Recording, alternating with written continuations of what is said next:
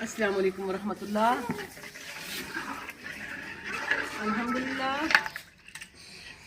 ये अपना प्याज ब्राउन किए हैं, लहसुन टमाटर मसाले डालने के बाद अब आलू डाले हैं।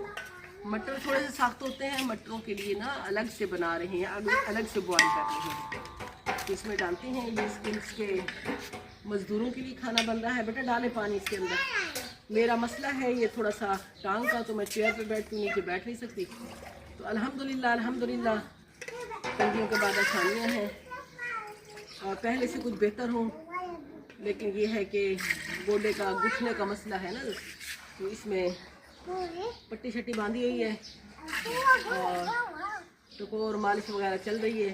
इंशाअल्लाह जल्द अल्लाह ताला आसानी की तरफ, खैर की तरफ, सेहत की तरफ लेके आएगा। तो अल्लाह ताला अब मेरी तमाम बेटियों बहनों भाइयों की दुआओं को कबूल फरमाए।